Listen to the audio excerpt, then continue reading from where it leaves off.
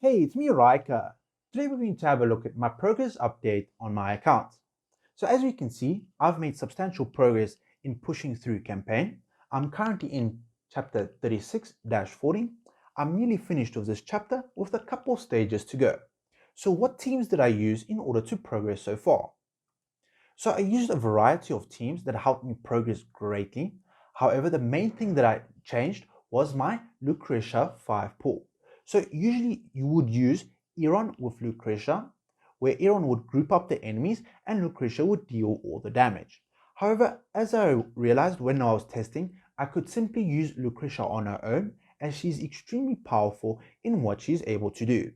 So what I did was I used 4 random Celestials and Hypergenes in my Lucretia team. So as you can see, for Hypergene heroes, they can be even level 1, doesn't really matter. And as soon as they die, Lucretia will get all of the buffs from them and be able to one-shot all the enemies. Now the next team is my Auna Grizzle team. However, as you can see, my Auna is not yet maxed out, being 9 furniture, where she will provide her immunity effect to Grizzle. However, from this team, we can see that my Odin is still doing a massive amount of damage, even though he doesn't have as much investment as my other heroes. Then for my third team is using the Iran 5-pool team, where the Awakened Brooders was my carry hero for this specific stage. Then for my fourth team is simply an Irons team. However, I'm slowly starting to notice that he's starting to fall off in damage as the deficit gets higher and higher. Then for my final team is a random assortment of heroes that I have left over. So I'm still working on this team and deciding as to which heroes will push me through in my final team. So my main damage dealer is Damon. However, the other 4 heroes are simply to stall and provide the necessary healing, energy, and buffs for Damon so he can win the fight. So the differences between all of these specific stages is that the first 4 are all ascended heroes. So as we can see, the enemies are all ascended with a numerous amounts of stars. However, the fifth team is only at mythic. However, as I reach closer to the end of the specific chapter, most of the enemies will either be mythic and their signature item will be unlocked. As we can see here, a couple of the signature item is already at level 10. So let's have a look at the heroes. So I tried to evenly distribute my heroes so I could easily push through all of the towers. So I made sure I had at least 5 ascended or heroes on my resonating crystal, which were easily be able to used in campaign, arena, and in the various faction towers. So as you can see, I'm using my Scarlet and Rowan carry for my Lightbearer faction tower push, where I'm currently investing in Scarlet, getting her to 9 furniture and all of the necessary engravings. So essentially I let Rosaline follow Scarlet, Scarlet uses the ultimate and one-shots the entire enemy.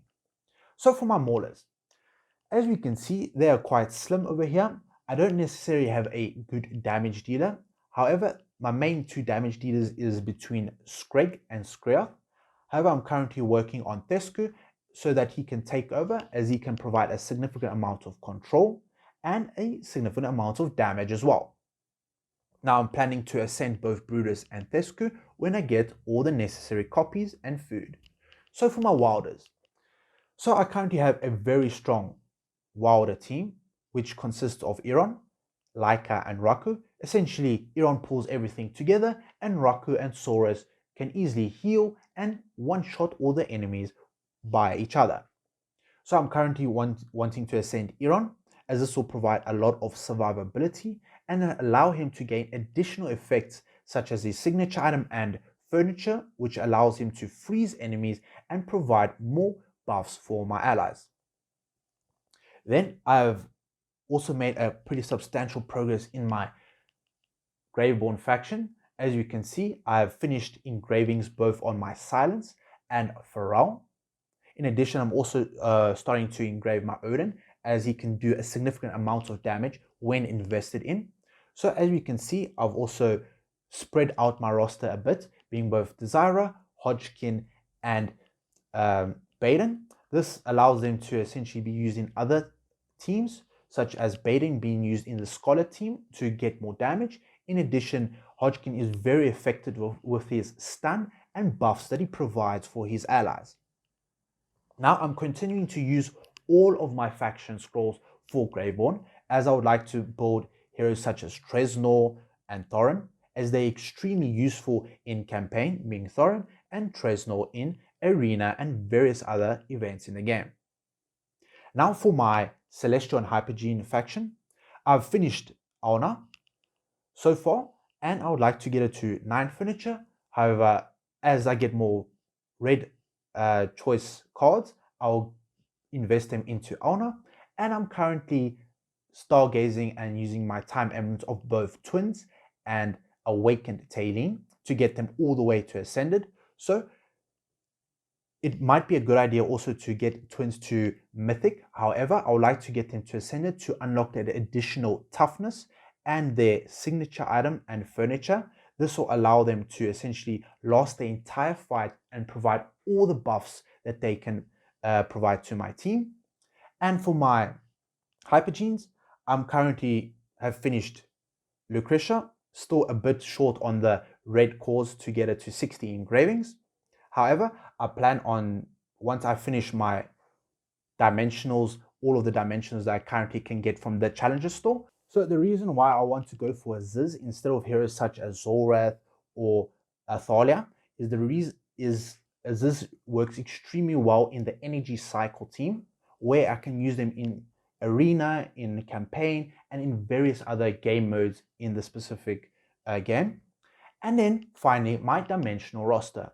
Now, as you can see, I'm currently investing heavily into my dimensional roster as they're extremely strong, and they have so far been able to easily push me through campaign and various other events in the game as well. So currently I'm investing in Melusina's signature item, getting it all the way to 30, as it provides additional damage for her and allows it to steal the enemy's stats. Now, as you can see, most of my dimensionals have 30 SI. I'm also planning to get them to 9 furniture as well. This is just to make them slightly sturdier when fighting enemies in battle. Now, the next heroes that I plan on getting from the garrison would be either Ezio or Prince of Persia. However, this is only when I finish Albedo, as I still have to hire out one more time, and after that I'll focus on those 2 heroes. Now, the heroes after that, such as Queen, Joker, Yukio, and Nakaruru, are slightly less priority for me, as both of these heroes can be used in various aspects of the game and can provide a significant benefit to me.